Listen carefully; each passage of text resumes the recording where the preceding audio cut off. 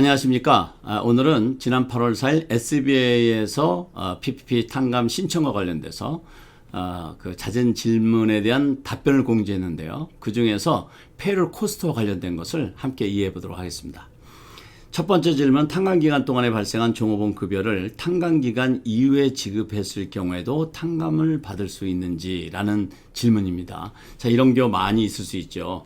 탕감기간이라는 것은 그 융자금을 받은 날로부터 8주 또는 24주 아니면 페이롤을 지급한 날로부터 8주 또는 24주인데 어느 날짜에 딱 끊어지게 되는데 그 탕감기간에 발생된 급여를 탕감기간이 지난 다음에 지급해 줄 수 있죠. 당연히 페이롤 지급한 날짜와 페이롤 계산 날짜의 차이 때문에 이랬을 경우에 탕감이 될 수 있느냐, 이런 질문입니다.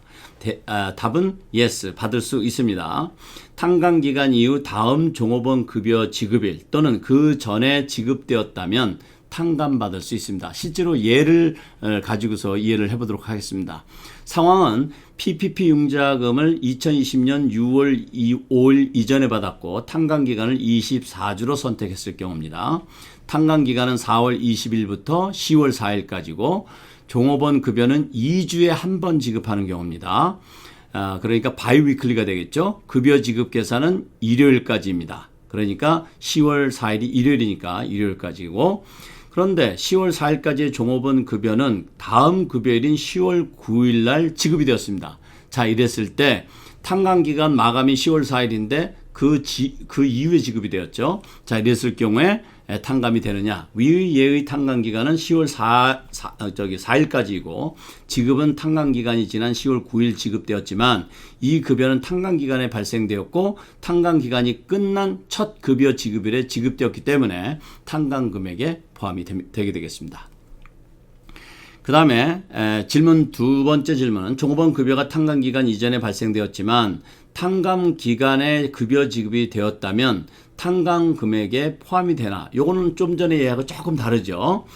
종업원 급여가 탕감기간 이전에 발생이 됐어요. 그런데 그 종업원 급여는 탕감 기간에 지급을 했습니다. 탕감이 될까요? 네, 탕감이 됩니다. 실질적인 예를 가지고서 또 이해를 해보겠습니다. 좀 전에 예와 이제 같은 예를 이어서 이제 설명을 드리겠는데요. PPP 융자금을 2020년 6월 5일 이전에 받았고 탕감 기간은 24주로 선택을 했습니다. 탕감 기간은 4월 20일부터 10월 4일까지이고 종업원 급여는 2주에 한 번 지급합니다. 급여 지급 계산은 토요일인데 4월 18일입니다. 그러니까 탕감기간이 4월 20일부터 시작인데 4월 18일이니까 그 탕감기간 전에 발생한 거죠. 근데 대출자는 급여를 탕감기간인 4월 24일 날 지급했습니다. 그러니까 4월 18일은 4월 20일 이전이니까 탕감기간 시작하기 전이고 실질적으로 페이롤은 4월 24일인 탕감기간에 지급을 한 거죠. 자, 이럴 경우에 종업원 급여는 탕감기간 시작인 4월 20일 이전에 발생했지만 급여 지급이 탕감기간에 이루어졌기 때문에 탕감금액에 포함이 됩니다. 세 번째 질문입니다. PPP 대출자가 페이롤 코스트를 계산할 때 partial pay period도 계산해야 되나? 라는 질문입니다. 이것에 대한 답변은 대출자가 페이롤 피리어드를 2주보다 짧은 기간을 사용할 경우, 그러니까 매 2주, 바이위클리 또는 위클리 지급하는 경우를 얘기하는 겁니다. 이럴 경우에는 8주 또는 24주 탕감 기간 동안의 페이롤 코스트로 계산하면 됩니다. 그렇지만 페이롤 피리어드가 한 달에 2번 또는 그 이하일 경우는 partial pay period를 계산해야 합니다. 자, 이건 무슨 얘기냐면 페이롤 보통 위클리도 지급하고 바이위클리 지급하기도 하고 한 달에 2번 세마이 만슬리 또는 한 달에 한 번 만슬리 이렇게 지급을 하죠. 앞에 두 가지 경우 일주일에 한 번 매주 위클리 또는 바이위클리는 뭐 하실 필요가 없어요. 그렇지만 만약에 세마이 만슬리 또는 한 달에 한 번 월급으로 이렇게 지급을 한다 그러면 partial pay period를 계산해야 된다는 얘기입니다. 실질적인 예를 그 SBA에서 제공한 예를 가지고 이해를 해보겠습니다. 페이롤이 매 2주 지급되고 바이위클리 지급되고 탕감기간은 24주로 6월 1일부터 11월 15일까지입니다. 그리고 첫 페이롤 계산 날짜는 6월 7일이고 11월 21일이 마감이 됩니다.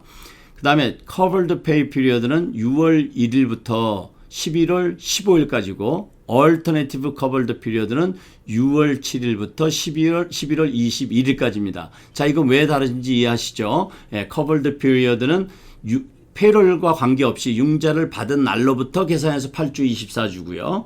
alternative covered period라는 것은 융자 받은 날 말고 페이롤을 지급한 날로부터 24주를 계산하는 거예요. 그래서 alternative payroll period, covered period는 6월 7일부터 계산이 되고 covered period는 6월 1일부터 계산이 되는 것입니다. 이 경우에 alternative covered period 기간에 지급된 페이롤은 탕감 대상이 됩니다. 그러니까 실질적으로 페이롤이 시작되는 융자를 받은 날짜와 관계없이 페이롤을 지급하는 날로부터 24주를 계산하는 거예요. 그래서 매 2주 지급하기 때문에 이런 경우는 partial pay period를 계산할 필요 없이 전체 금액을 다 탕감받을 수 있다. 이런 예가 되겠습니다. 네 번째 질문은요. 현금으로 지급했을 경우 gross amount로 계산해야 하나 아니면 세금 등을 공제한 net amount로 계산해야 하나. 자, 현금으로 지급하는 것이 불법은 아닙니다. 아시다시피. 예, 책으로도 지급하지만 급여를 현금으로 지급하실 수도 있어요.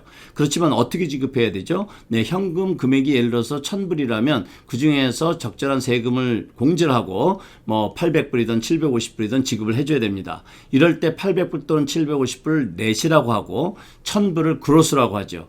그래서 현금으로 지급해 줬을 때 그로스 1,000불로 계산해야 됩니까? 네트 또는 750불, 800불로 계산해야 됩니까? 라는 질문입니다. 답은 그로스 어마운트 1,000달러로 지급해야 된다는 계산해야 된다는 답변입니다. 그 다음에 다섯 번째 질문입니다. 탕감 대상 페이롤 코스트가 셀러리나 웨이지 이외에 팁, 커미션, 보너스 같은 인센티브 지급한 것도 포함이 되나? 라는 질문입니다.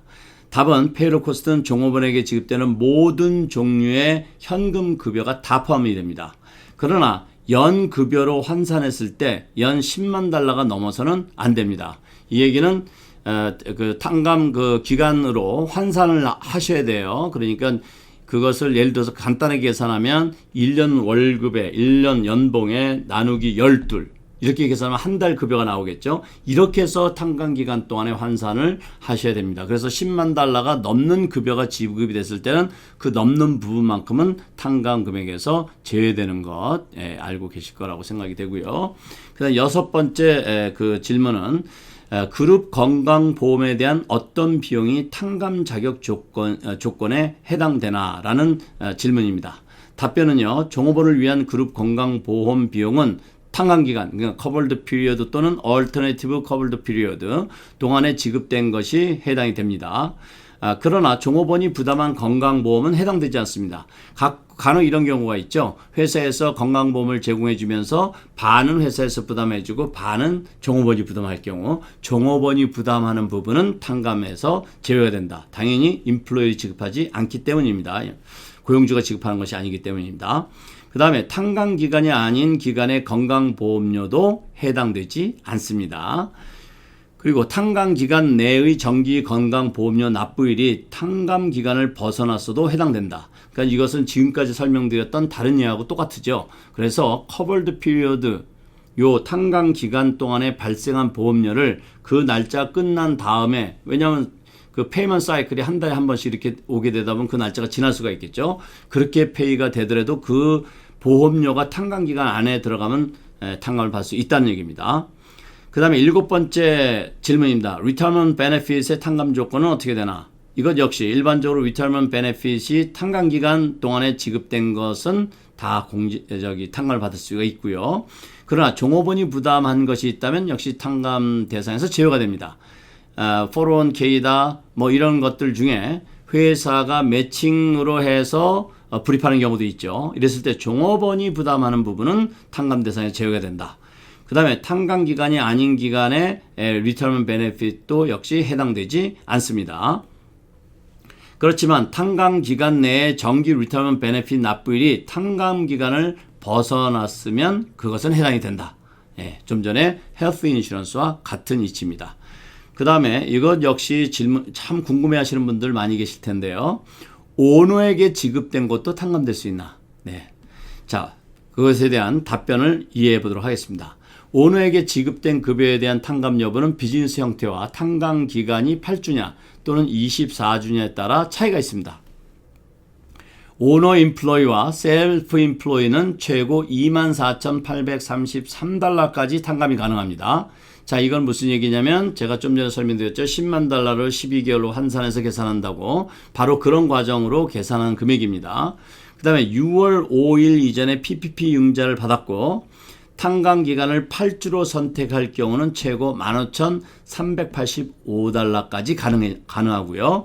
만약 오너에게 지급된 금액이 이 상한선을 넘었을 경우에는 다른 사업체에 어떻게 배분을 할 것인가를 선택하실 수가 있습니다. 어떤 분들은 비즈니스를 하나만 가지고 계시지 않고 여러 개 가지고 계신 분들도 있죠. 이런 경우에 대한 답변인 것입니다. 다음은 탕감 기간을 24주로 선택했을 경우에 그 법인체별로 어떻게 되는지 살펴보겠습니다. 먼저 주식회사 중에서 C 코퍼레이션 이럴 때는 2019년 급여로 지급된 금액의 2.5배, 12로 나눈 것에 2.5배까지 탕감이 가능합니다. 그러니까 2019년 급여로 지급된 금액을 12로 나누고 곱하기 2.5 여기까지가 탕감이 되고요. 급여에 부과된 스테이트 로컬 텍스도 탕감 대상입니다. 그리고 건강보험료와 은퇴연금도 탕감 대상이 됩니다. S코퍼레이션의 경우는 약간 다른데요. 2019년 급여로 지급된 금액을 12로 나누어서 2.5를 곱합니다. 여기까지 탕감 금액이 되고요. 급여에 부과된 스테이트 로컬 텍스도 포함됩니다. 여기까지는 C 코퍼레이션하고 똑같죠. 그런데 다음은 2% 이상 지분 소유주의 건강보험료가 W2에 포함된 경우는 해당되지 않습니다.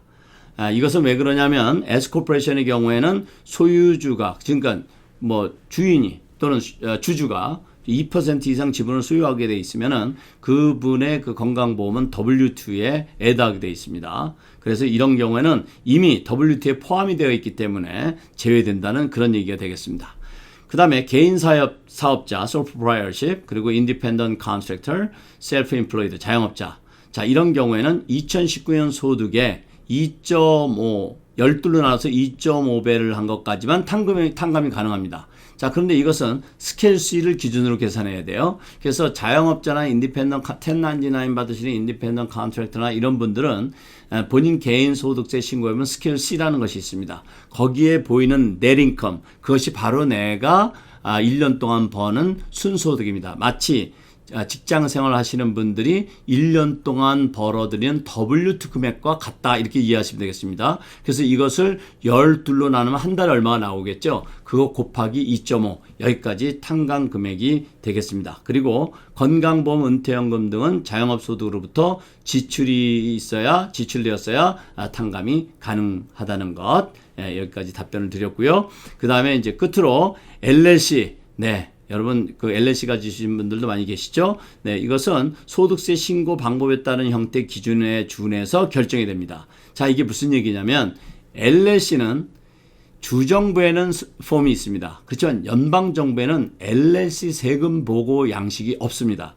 그래서 선택을 해야 돼요. 어떻게 선택하냐면 C Corporation, S Corporation, Partnership 또는 자영업처럼 스케줄 C 이렇게 선택을 해야 됩니다. 그러면 이 선택한 거에 따라서 앞에 설명드렸던 그런 엔티티와 같은 방법으로 탕감 금액을 계산하면 된다는 이런 SBA의 답변이었습니다. 오늘은 페이롤 코스트와 관련돼서 탕감과 관련된 여러 가지 그 질문 중에 SBA에서 질문을 정리하고 그리고 SBA에서 답변한 내용을 여러분과 함께 공유했습니다. 오늘은 여기까지입니다. 감사합니다.